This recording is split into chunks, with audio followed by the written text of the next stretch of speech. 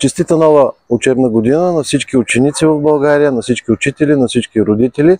След малко с общинския съветник от Възраждане и председател на местната организация в Кърджали, Анета Георгиева, ще участваме в тържеството за откриване на новата учебна година в основно училище Климент Охридски в град Кърджали.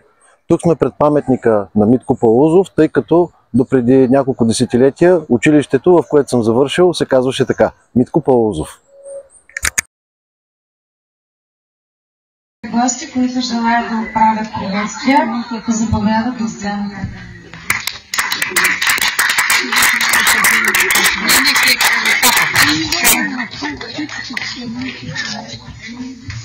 Уважаема госпожо директор Краева, уважаема госпожо Анета Георгиева, общински съветник в Общински съвет Кърджали, уважаеми учители, скъпи ученици, драги родители, мили мои учители от миналия век, които сте тук на откриването на новата учебна година в средно училище Климент Охридски в град Кърджали. Училището, в което съм учил 9 години миналия век, когато се казваше Единно средно политехническо училище ЕСПО Митко Палузов. Радвам се, че един от малкото останали паметници на Митко Палузов и до днес е съхранен в училищния двор. Съхранявайте го и занапред, защото паметта е важна.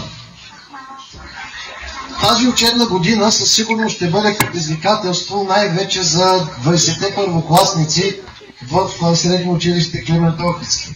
Не знам кой се вълнува повече, дали вие или аз, тъй като не съм бил на откриване на учебна година тук от 38 години. 9 години съм учил в ЕСПО Митко Палузов от забавачката при госпожа Панайотова, след това от първи до 7 клас, при класните ми ръководители, госпожа Русинова, госпожа Икономова и госпожа Дякова. С внука на госпожа Дякова, Георги Дяков, който също е общински съветник в Общински съвет Кърджали.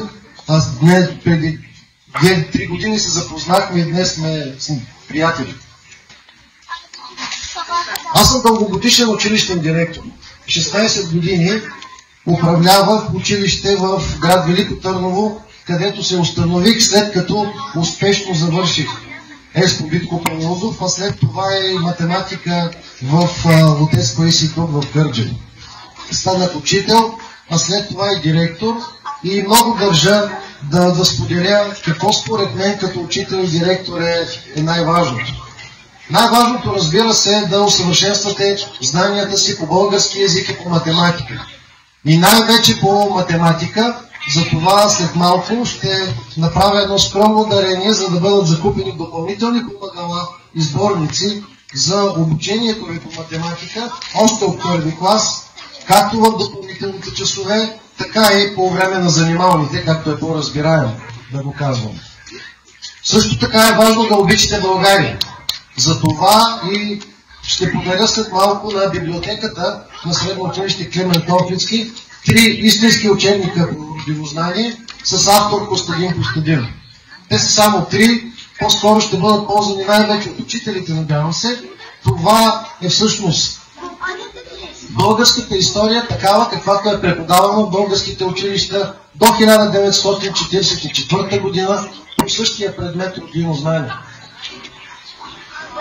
Радвам се също така, че и днес на откриването на новата учебна година в училищния двор вървят ремонтни дейности и съм сигурен, че ще стане отлична спортна площадка.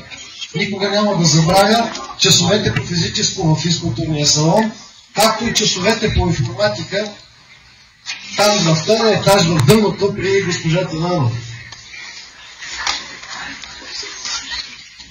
Нека успешна да бъде и тази учебна година и за вас.